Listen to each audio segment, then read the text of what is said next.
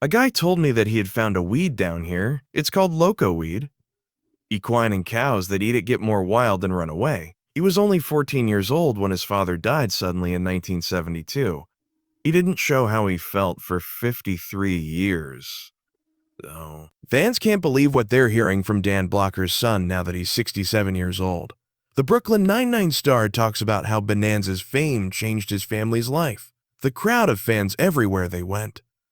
The childhood moments that were lost. The truth about how he became an actor. No one thought Hoss Cartwright's quiet son would say what he did. His birthday is December 10th, 1928, and he was born in DeKalb, Texas.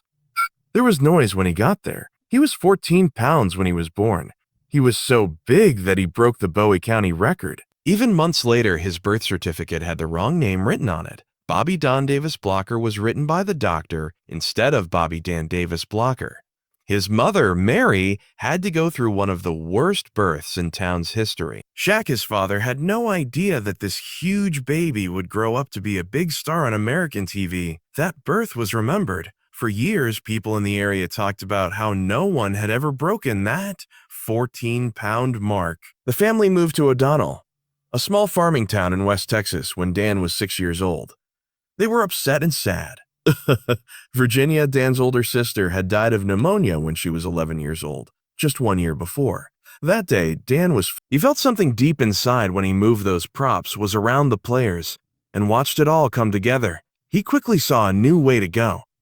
The subject he was studying changed from P to theater. The football player became an actress all of a sudden. Dan played football at Sul Ross, but theater took over his life. He did different jobs. To pay for school, he did shows at rodeos and bounced in bars. On stage, he had a reason to live. A lot of people were surprised by how kind and sensitive he was, even though he was the right size for the parts. His teachers saw it. People in his class clapped for him.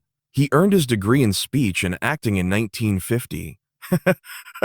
Everyone thought he would be great. Deals from major football teams came in. Promoters for boxing also called. Dan said no, though. He didn't want to make a living with his arms or just being big. What did he want? He wished for art. He went to Boston for summer stock theater that same year, 1950. He didn't know anyone there because it was 2,000 miles away from Texas. He did take a chance, though. He was in plays every week. He didn't get paid much. He picked up lines quickly and played many parts. It was hard work, but he got everything he wanted. Dan Blocker thought he was going to become an actress in Boston, but things didn't go as planned. He was called up by the U.S. Army in November 1950. As the Korean War got worse, Blocker, who was over 6 feet 4 inches tall and weighed more than 250 pounds, was called up. It wasn't easy to dress a man that big. The Army spent a whole month looking for boots that were big enough for his 14.5-foot feet. Blocker was sent to Japan after training in Louisiana, then right to the front lines in Korea in December 1951. He joined the 45th Division's F Company, 2nd Battalion, 179th Infantry Regiment. Right away, the men there called him the Big Un. It was quick to fight. His unit was dropped into the cold ditches along the Jamestown line. The days were filled with snow, mud, and bullets. Blocker came in as a private. He was there, but not for long. Because of how well he led, he was quickly moved to corporal, then sergeant, and finally master sergeant. Everything went by quickly. He didn't just do what he was told. He led. Blocker was in battle for a total of 209 days. For him, Christmas Eve 1951 was one of the worst times in his life. Blocker and his team were stuck on Hill 255 for 10 hours. It was cold, dark, and dangerous. Things got even worse on May 25, 1952. 6 Americans died and 21 were hurt while protecting Hill 200. However, the unit also killed 132 enemy troops. The Blocker fought through ambushes and shelling from mortars. During one very bloody fight, he was shot while trying to help his friends who were hurt. Got a Purple Heart for what he did, but it also changed him. He had seen too much. He spoke out against war, especially the Vietnam War, after he got home. It was clear to him. After what he had been through, he didn't want American bombs to fall on harmless people. But the war also showed another side of Blocker. He could lead when things got tough. He helped plan and lead searches through dangerous areas like Porkchop Hills, Old Baldy. One time, his team walked right into a trap. They were surrounded and far into enemy territory. Blocker didn't run away, though. He stayed calm and led the fight back. His big body helped him take hurt people to safety, but it also made him easy to hit. He had won a lot of awards by the time his unit was moved out in July 1952.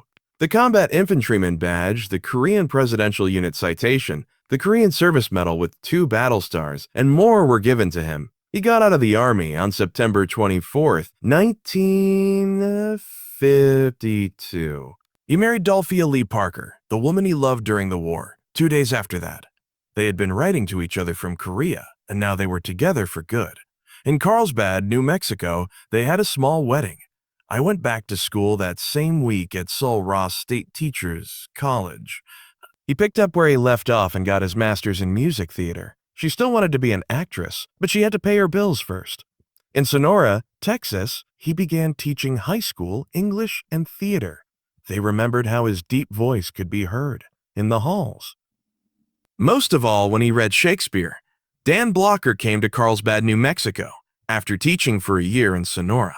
He taught 6th grade there and also coached at Eddy Elementary School. He never gave up his love for playing, even when he was a teacher. He kept his love of theater alive by using his classroom as a stage. Then something strange happened. Back in the summer, Blocker and his family took a trip from Sonora to Hollywood. It wasn't supposed to be a job search. They were supposed to be on vacation, but things didn't go as planned. A talent agency saw Blocker making a call at a phone booth while he was dressed like a cowboy. Heeled boots, a flashy shirt, and a big straw hat. He was 6 feet 4 inches tall and looked like he was straight out of a Western movie. The agency didn't need a script. He only had to look at Blocker once to know that he was made for TV. Blocker's wife and children were waiting in their station wagon, but they had no idea that everything about their lives was about to change. Everything was set up perfectly. At that time, Blocker looked like the real deal. Hollywood was full of horse shows in the late 1950s. He was the perfect fit for the job because of his Texas roots, his size, and his rough charm. That chance meeting on the sidewalk led to the start of something very big. Blocker didn't move to California to become famous, though. Before he got his PhD in 1956, he went to Los Angeles to study at UCLA. He took school very seriously. He worked as a substitute teacher in Glendale schools while he was in school to help support his family.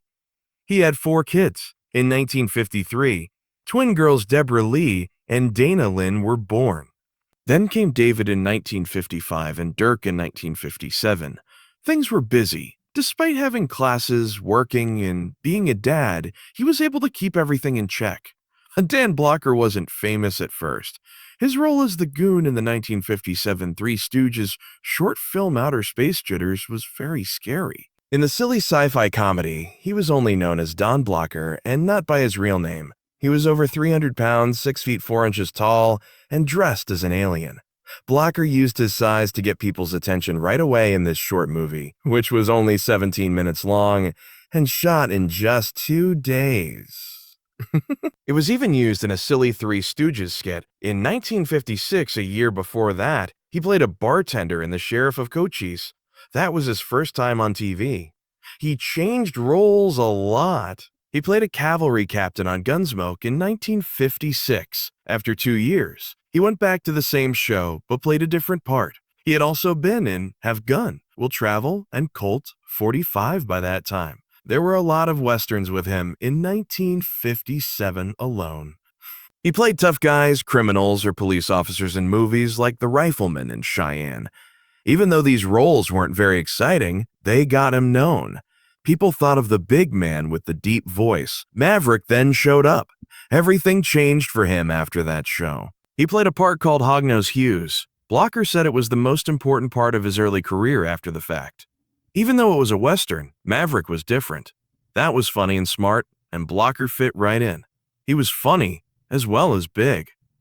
Agents and producers saw then that he could be both charming and tough. The way Horace Cartwright was shaped by the mix between comedy and drama would become clear over time. But it was Hognose Hughes who first made that finding. In 1958, he got a recurring part in A Different Place in Western Samar. He was tiny. The show only ran for one season, but it brought him together with someone who would change his life. David Dortort was in charge of making Cimarron City. People he knew from earlier work, like when Blocker played a blacksmith on The Restless Gun and a cattleman in another episode. He thought what he saw was good. Because of this, he knew who he wanted for his new show about a family of farmers in the American West. The people who made Bonanza didn't know who would play most of the parts when they first started working on the show in 1959. One thing was clear, though. It was written for Dan Blocker to play Hoss Cartwright. No one else was even tried out by the makers. They knew what they had. They were right, too. The show began slowly, being ranked 45th out of 100. Blocker's play, though, helped turn things around. The show slowly moved up the charts. After a few years, it was the most watched TV show in the United States. Hoss wasn't supposed to be a serious figure at first. He was meant to be the big, slow guy, just for fun. Someone who didn't say much but could really punch. He was written to be simple and even stupid. He wasn't like that at all, though.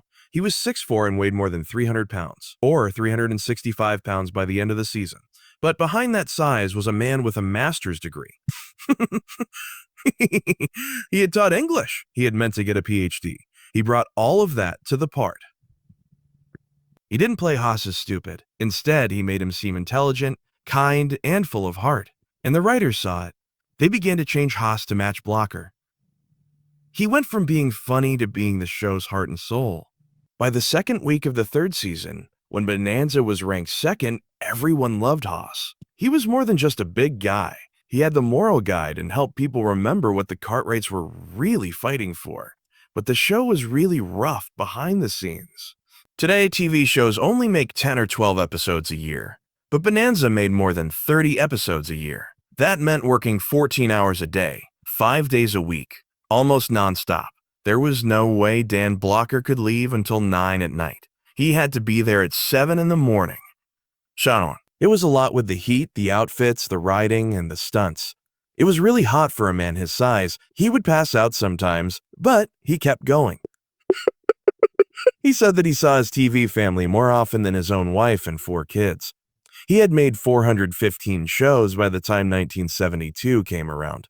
Those hours would kill most artists these days. The fact that Blocker gave up something makes his story even more sad. He had big plans for a long time before Bonanza, not for glory, but to become a teacher one day. He was a teacher after getting his master's degree in Texas. He taught English and theater to kids as young as 6th grade.